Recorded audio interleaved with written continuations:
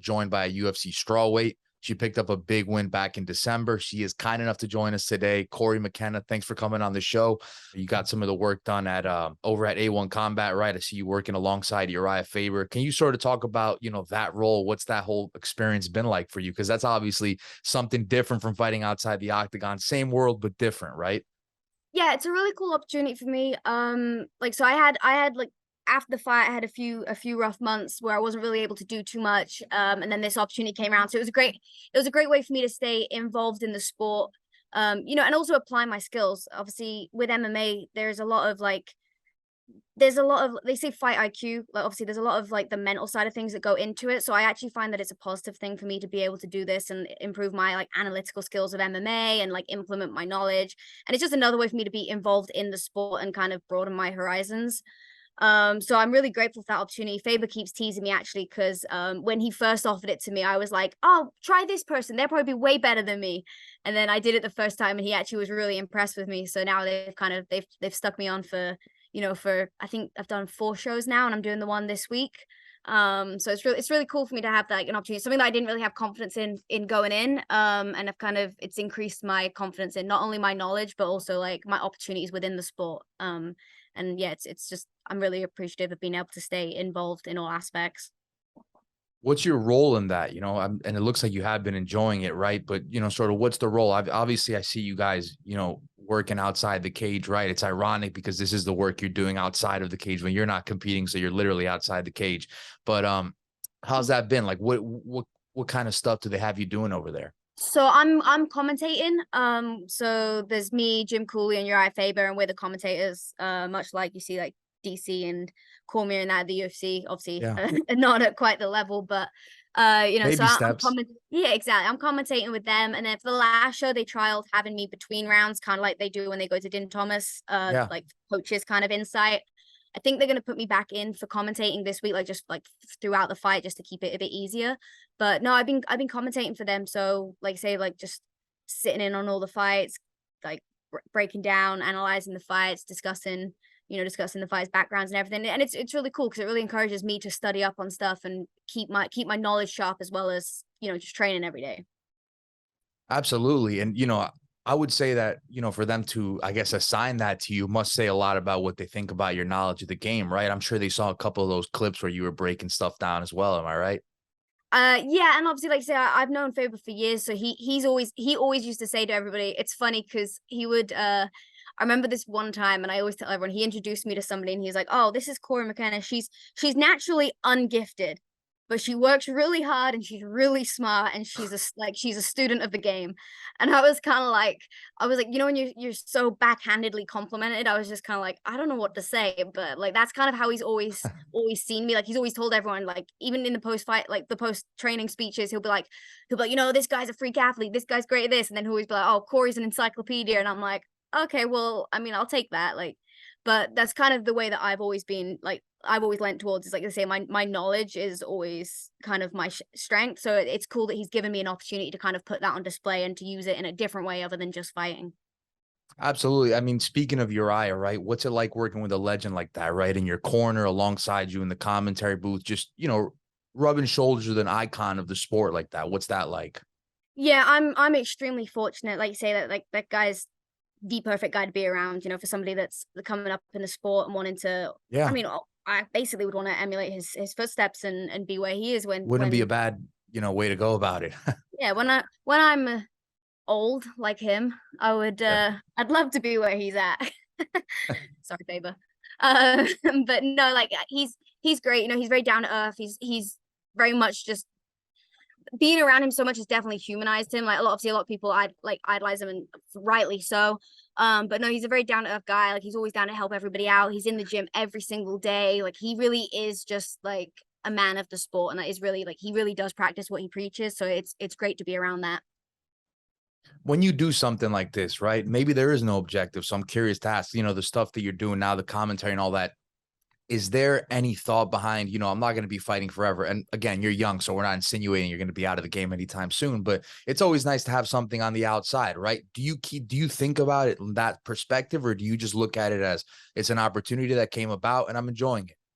Yeah, I'm more on the side of just enjoying opportunities as they come. You know, everybody has a very different path. But I do definitely like say, like, I was going through a little like patch where I wasn't able to do too much. So it was definitely, I was very appreciative of having another opportunity within the sport to stay involved and stay active.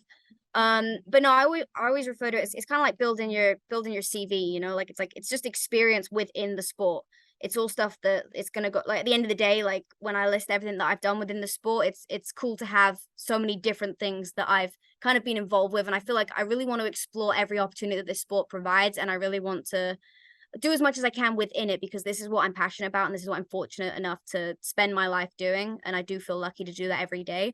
So any opportunities within the sport to, you know, capitalize on and just improve and grow myself, I'm gonna take them full force and run with it. But it's not like a retirement goal or anything. Like I actually got I posted advertising that I was going to be commentating on A1 again, and like I had some hater that was like, "Oh, so you don't fight anymore?" And I'm like, "Well, if anything, it's stuff that goes hand in hand with my fighting, and I feel like it actually improves me and betters me as a fighter by staying so involved with the sport. You know, when I'm not training, when I'm not fighting, I'm watching fights, or I'm studying fighters, or I'm commentating on shows and like analyzing fights and breaking them down, which gives you another level of like understanding. You know, I also coach. I do, like, there's so many things that I've done over the years that I feel like, aside from just, because we can't train 12 hours a day, you know, like it's physically impossible. I used to try, and I used to be very overtrained, but like I've just, over the last few years, I've actually started listening to people and calming down a little bit and learning to appreciate like the other ways that I can self-improve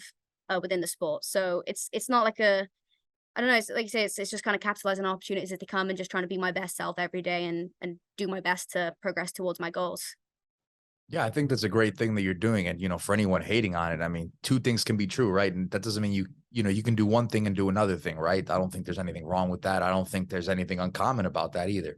Thank you. Uh, Yeah, they go hand in hand. It's not like, you know, it was funny. I find them hilarious. Like Macy always laughs at me because like what she doesn't read any of her comments, whereas my favorite thing to do is go read both of our comments because I just find them hilarious, some of the stuff they come out with. But yeah, they were like, "Oh, you're commentating, you're gonna be on OnlyFans next." And I was like, "That's a bit of a leap, mate." Like yeah, that's kind of I'm still a being a different world, I think. like professional fighter and implementing my skills as a professional fighter. But I don't know, it's funny to me. But yeah, no, I just, any opportunity I have within the sport, I'm gonna take it. You know, yeah, it's pretty much all it is. Yeah, and I think Macy's probably a good person to take advice from that, right? I mean, she's been in the UFC since she was young as well, so I'm sure she's gotten her share of hate and love, right? Yeah, no, her ones are especially funny. Yeah, so listen, we talked a lot about fighting, but not you particularly in the cage fighting. Let's talk a little bit about that, right? I know it's been a rough year for you, right? You said you came off, you said you came into the last fight with some health issues, you left with some health issues, right? Let me ask you this though. Does it put your mind at ease a bit, throughout the recovery slash rebuild process that you're on now, knowing that, look, you're only 23 years old, you just signed a new deal with the UFC, right? You're on a 2-fight win streak. Does that sort of make the mental process easier for you when you're going through rough stretches like this? Yeah, and I think also like I've I mean, it definitely could have been worse, and I completely understand that everybody has their own path, and you know, some people's worse than others and everything. But it's definitely not been an easy path for me. I think yeah, I think the Granger fight is the only one that I didn't have like a really bad injury for. I still had like, you know, a couple things that people were worried about, but like I wasn't injured or sick. Every other one, like I've been injured, I've been sick, like I've had a bad you know, I've been sick and injured through camp. Like I just feel like there's so much to where like it kind of goes back to when Faber used to call me naturally ungifted. Like he'll just look at me and shake his head and be like, "Oh gosh, what now?" And Yeah. it's like I do my best to push through it. Like even through these months and the stuff that I've been going through, like Yeah. I've been in the gym every day. Even when I couldn't train, like I was in the gym. I mean there was like 6 weeks after the fight where I was like bedridden, but I was still watching the fights and doing what I can to stay involved. But it's just yeah, it's a hell of a ride, but I know it could be worse. And I'm I've done it so many times now to where like, you know, I've gone through a rocky patch and it's been a bit rough and people have looked at me and been like, "Are you sure you should do this?" And then I pull it out the bag or I like, you know, make the best of the situation. And I just know that so long as I have a positive outlook on it and I have the correct mindset and the right drive, that everything I want is going to pay off eventually, whether it takes 5 years, 10 years. Like I'm just going to keep my head down and keep keep grinding and doing what I can do to like I said earlier, like improve myself inside, outside the cage, and just try to be the best person I can be, like in all aspects of life and fighting. And I'm just staying confident in the fact that everything will take its course and one day it'll all pay off. Yeah, absolutely. Look, you're still young, right? You have a lot of time. I think that's a great mindset to have. So I think, I think things will definitely be looking up for you, right? Listen, as far as physical injuries, did you come up with anything specifically in that last fight? Did you get nicked in there or anything? How'd you come out of that one? Body, like externally I was fine, so I didn't have like any injuries, but so I was really sick for about, I think it was the last 4 or 5 weeks of camp. So like I was pretty much like I was struggling to keep my weight up. I couldn't hold any food.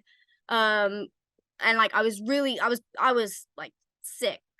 Help with the weight cut, but obviously that's not Right. ideal when you're training. Like I say, like I went to the PI and spoke to them about it recently, and they were kind of like, well, you did your best with it. But then on fight week I got RSV. So on the Tuesday of fight week I got RSV, and I'm sorry, what is that RSV for maybe somebody that's not familiar? it's like a respiratory virus. So I Wow. was just Okay. up all night coughing, sneezing, like, I'd cough so much that I'd throw up. And I ended Wow. up hitting the PI, and they told me some sleep stuff I could take so that I could get through to like through to the fight.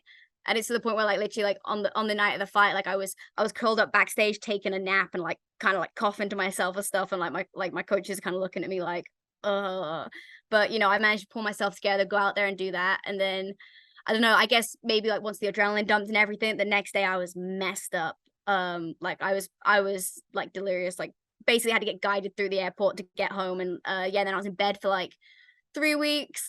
I was good for a week. I relapsed for another 3 weeks because we moved house. I recovered from the RSV, we moved house, and then like because it was cold and rainy, I relapsed. And then I had like 2 weeks where I was good, and then I got a stomach virus that put me in the hospital, and then I got out of Wow. hospital and I tested for COVID. And then I came back for 3 weeks and got a concussion, and I was just like, okay. So when I say it's been a long 4 months or however long it's been long, but I'm working back now, and I'm really excited to actually be back, kind of starting to get to the level of training that I need to be at and want to be at. But no, definitely, like I say, it's been a long one, and that's why when everyone's hitting me up like, why aren't you fighting? Are you doing this? Are you doing that? Like I'm not. I'm just doing what I can. Absolutely. Yeah. Listen, it looks like you fall right in the midst of that initial sickness, right? How on earth do you get through a fight like that? Um, Honestly, like I remember walking out and just kind of saying to myself, well, you're here now, like it's better to leave and be sick with 2 paychecks than with one. Did you think about pulling out at all? Because that seems like, it seems like you just weren't there, right? So it's funny because on the Tuesday I hadn't slept all night. I'd been up all night. Like I was like, I was starting to get like a little bit of a fever. I was coughing. I just was not good. I was messed up. And then my fiance was actually out with me, and he was kind of like, look, you don't have to do this. Like, you're really sick. No one will think less of you. And I was kind of like, yeah, but I got through a whole fight camp like sick. Like, I don't know what was wrong, but like my immune system was basically just shot. We think I had like maybe like stomach ulcers or something. I was talking to some doctors trying to figure it out whilst not missing training because I still wanted to fight. Um, and then, yeah, so I was like, look, I got this far, like, I want to try to do it. So he's like, okay. And we agreed that, like, if it was really bad, like, come the weight cut, that I would pull. And it's funny because I actually had media with Cheyanne, and, like, they did this thing where they made us, like, stand face to face with each other. And she looked at me and she went, you're not going to pull out, are you? And I was like, no. And then in that moment, I was like, oh, I'm here. Like, I'm doing this. It's quite funny. I don't know if she knew or she could tell that I wasn't well. Like, I was on so much, like, Dayquil and NyQuil and everything. I was just like, no. So then, yeah, once we got backstage at the fight, I was like, well, we're here now. Like, I'm gonna go do this. And Right. it, Adrenaline kind of takes over a little bit as well, or no? Or maybe, I don't I know. don't really get the adrenaline. Like everyone said that when I broke my ankle in the Hansen fight. Like I never really had the adrenaline to where like I don't feel anything. Like I was very aware of how I felt in there. Like I felt like that I had that heavy chest, like the muscle aches from like just being sick. Yeah. But I'm so stubborn. Like, that's the only thing I can ever amount it to. Like, I'm so stubborn to where I'm just like, oh, I can do anything. And, people can say whatever they want about the performance. I actually think it was one of my best fights to date against a really tough girl. Like Cheyanne, like, Yeah, definitely a tough opponent. Yeah, Cheyenne's really well renowned. Like she's got a great reputation, and I think I do really like rate her as a fighter, and she's she's nice. I got nothing against, like, we're friends. Like, I think she's, I think she's great. But I was very proud of my performance. Like, say, look, the state I was in, no one was aware, but like I was in a really bad state. And then, like, after that fight, I went straight back to the hotel and went to sleep. Like, didn't go get food, didn't do anything. I just went and slept. Yeah, Um, you're feeling that bad. Yeah. yeah. Like, so I was just like, I was really proud of myself for getting through that. And I think I'm glad. I mean, I'm glad I do. I wouldn't regret something like that. But it was definitely, it kind of opens your eyes. And I remember talking to people about it afterwards. It kind of opens your eyes to how, like, you never really know what's going on with any of the fighters in there. Like, someone has like a really bad night and everyone's hating on them. It's like, well, damn, you don't know what's going on. Right. It's kind of like, yeah, it's kind of like eye opening a little bit, especially going through it myself multiple times. Yeah, absolutely. Well, look, I mean, we can leave all that the sickness and stuff behind, right? If you like, we can focus on the performance, and I think just for fun, right? Because you don't really have anything planned right now as far as fights and all that. I'd like to talk a little bit about the last fight, right, on December 17th. Again, what are your thoughts on it as you had some time to digest it? You did say you feel like it was one of your best performances, right? Is that something that resonates when you think about the fight overall? Yeah, I feel like I was a lot more composed in the striking, and watching it, it's kind of funny because so they scored her the first round, and I kind of watched it back, and I actually think I did a good job of, like, a lot of her shots she was actually, like, slightly out of range with, but I think that they scored them because they, like, depending on the angle, and some of them kind of looked like they landed and stuff. But I was really proud of, like, my composure with the striking, my like not rushing in to get the takedowns. Like, a lot of times, like, I just kind of force it. Like with Granger, it paid off. Like, I came out, I think I threw a jab, and I always laugh. Whenever people ask me what my game plan is, I always just joke and I'm like, oh, I might throw like a jab, an overhand, and panic double. But, like, I was kind of proud of myself for showing off a little bit more of my striking because I did start in striking. Like, I was like a national Muay Thai champ Karate, as a right? kid. I did karate. That was, and then I went into Muay Thai. I fought boxing. Like, I did do a lot of striking. And I feel like I need to start implementing that and putting that on display a lot more. So I was kind of, like I said, I was proud of myself for how I came out in that fight too. Like, especially like how I felt. Like, I came out. First thing I did was stuck two down the middle just to kind of let her know that I'm there. Obviously, plenty of stuff to work on. I'm not saying I did like, it wasn't amazing, but I definitely think that I showed progression. I think the only thing that I, like, was disappointing was I couldn't find the finish, but, like, honestly, like, just getting through the rounds was enough for me, and pulling that win out was something that I'm really happy that I managed to do. But no, I've watched the fight a few times, and definitely, like, yeah, I got a list of things to improve, but no, I was pretty proud of the performance. Like, everyone around me said good things and said that they saw the improvements too. And that's all I look for, really, is I just want to see improvements every fight. I'm never going to be the finished article. I'm never going to be, like, perfect. I'm never going to be like, you know, the best thing since sliced bread. Like, I'm always going to have something to improve on. But no, I definitely think that fight showed that I'm trending in the right direction, at least. Like I say, wasn't perfect, but showed a lot of improvement. Yeah, absolutely. That's all that matters, right? And then you also got the win, so that doesn't hurt. You spoke about round one, right? As far as, the takedown that you got at the end of the round, right? Not just for points, but as far as the message that it sent, to me, it seems like that was a very important takedown. It showed that, I can get this fight down if I need to. Would you agree with that? Do you think that takedown was crucial in round one? Yeah, yeah, I kind of like, I've watched it back a few times, and everyone that's watched it has kind of been like, I don't know why she got that round. But no, I kind of, I'm very confident in my grappling ability. One of the things I said going into this fight was, like, I watched Cheyanne, and like I say, I've like, we've talked for quite a while. We were actually planning on training together Oh, uh really? I didn't know that. last year. Like, we've been following each other for a while, and we're like actually kind of like friends. So the banter and all that, that was all good fun, right? You were smiling at her at the beginning of the rounds. No, I was laughing because so she talks smack in like all of her fights, and I kind of like, I knew she was gonna try to bait. So I knew she was gonna try to bait me into it, because I was actually funny enough, my fiance, we were training before, and he's like, she's gonna try to bait you into having a stand up war with her. He's like, you better not. So I was like, oh, for the first round, I'm gonna strike with her. I actually, like, consciously made the decision. I was like, I want to strike with her for a little bit just to show her that I'm here. And I feel Yeah. like she respected me after, like say, once, like, she said no to the glove touch, and I always laugh when people do that because I always go for the glove touch. I don't know. I just respectful or whatever. I don't Mhm. really care if you don't do it. I don't care if you do it, but I don't know. I always laugh when someone says no because I'm like, oh, okay, like they're trying to be super serious. I'm usually in the mindset of I'm in there to have fun, so like I don't know, I just find it funny. But yeah, she said no to the glove touch, so I came out like that's the only part of the fight that I really remember was coming out and just sticking her with like a jab cross straight down the middle, like off the bat, like.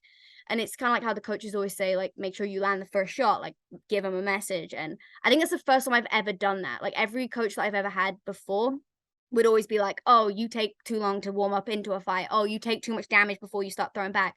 So that was like the biggest thing that I was like proud of. Like, I may not have like won the round or anything, but for me, like going out there and actually like starting the fight on the right foot was that in itself was a big development from previous Cory.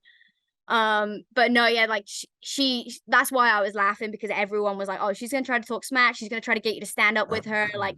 And but I remember like going in, everyone being like, don't give in to her. So then when she was like, come on, strike with me, that's why I laughed because I was like, oh, here we go, it's starting. I But see. like we knew that if she did that, it was because she knew she didn't have an answer for the grappling. So like that's kind of why I laughed. It wasn't because like we weren't necessarily bantering. It was because I knew it was coming, but also in my head, I took that as I don't have an answer for your grappling, so I'm going to try to get you to do what I want you to do. Yeah, fair enough. Speaking of the grappling, right?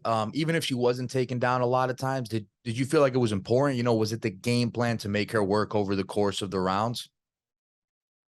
Honestly, the game plan kind of went out the window when I got so sick. For Oh, me, it really? was like, that second round where I kind of held her up against the cage. It was like say I was wearing her down. Yeah, I was getting control time. I was throwing knees and little shots in there. They're like at one point, like I landed like a 4-punch combo and I reshot. For me, it was just kind of like trying to put all aspects of my game on display, but also I was aware that like there was only so much I could do, you yeah, know? And then I don't know, yeah, I once I got to the actual fight, it was kind of like just I almost went on like autopilot. You know how you said, "How'd I get through it feeling so sick?" It was almost like sure. I've done this so much to where it was like I just switched off and went into autopilot. A lot of the times, like when I come out, I don't even remember the fights anymore because I just go. I was Um, interviewing Oliver Enkamp, Bellator fighter. He fought a fight completely exhausted. He doesn't know what happened before, and he said he relied completely on muscle memory, on everything he drills in the practice. Is that sort of what you were doing? Yeah, essentially, like I'm not like not there, like it's not like one of those things where people are like, "Oh, I black out, I see red," Sure. but like but like also when you're in there and like you say your adrenaline's going, you got those nerves, like you're not feeling too good. A lot of the times like you do just resort to what you naturally lean towards. Yeah. So yeah, I made the conscious decision to strike with her and then it was just kind of like, okay, well, I know that I can do my my aspect of stuff. Like, like she wants me to strike with her. So I know that I can beat her by grappling. Absolutely. Listen, I mean, we talked a lot about MMA, right? That's something that runs in your family, right? Your mother was an MMA fighter. You guys, I believe, did you compete on the same card? Yeah, I believe we had our amateur debuts on the same card and then she had her pro debut on the same card that I had my last amateur fight. So we fought a Oh, couple of times on the wow. same So card. your Yeah. careers kind of started in line with each other, more or less? Yeah, yeah. I started MMA. So she got me into karate, and then once I made the transition over to MMA, I was like, "Well, you might as well come and do this with me. I need a partner." Wow. Yeah. So, Because that's yeah, not that's kind of something how that's it very went. common that you hear. That's awesome, honestly. And Yes. your mother, and does she still do it? Is she still enjoying it, or has she sort of, No, stepped away?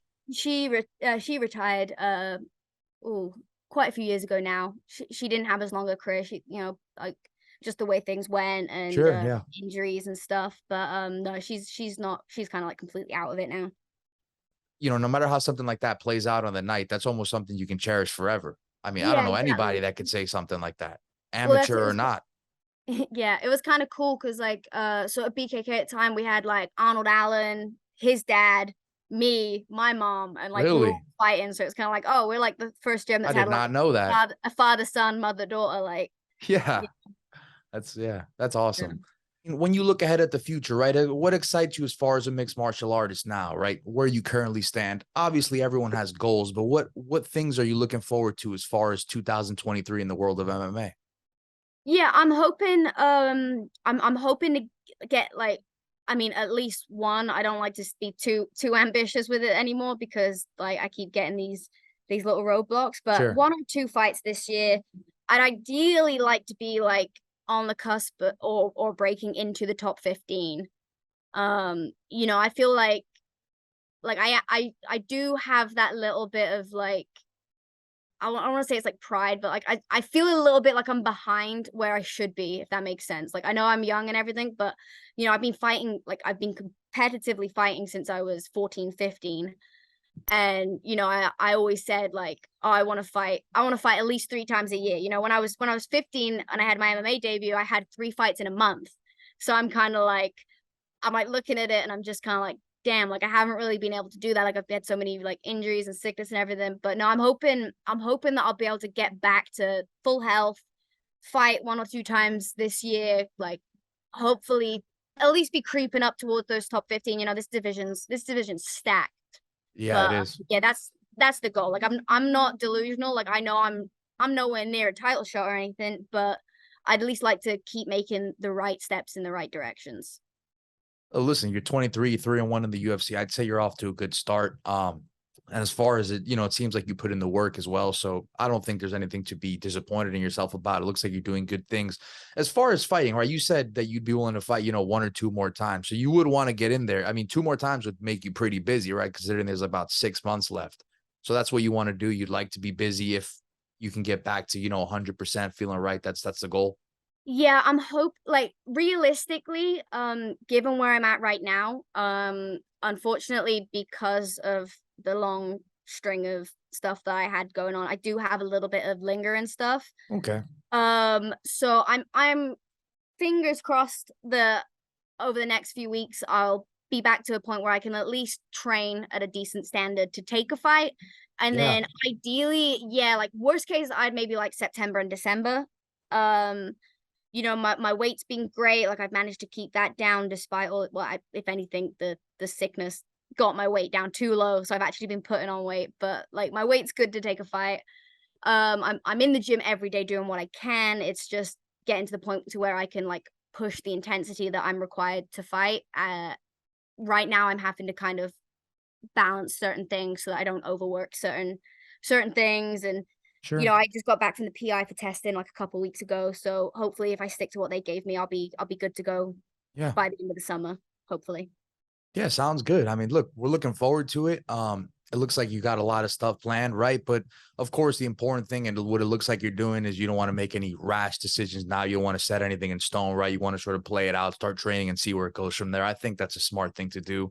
Um, but yeah, listen, we're really excited about your future, right? Thank you for coming on the show. And yeah, we really enjoyed the talk. Thanks for, for sort of catching up because, maybe for somebody that didn't know about this stuff, right? I think it's good to get some insight. But again, I'm glad that you're doing well, on the commentary. Glad you're starting to work your way back into the cage. And yeah, again, thanks for the talk.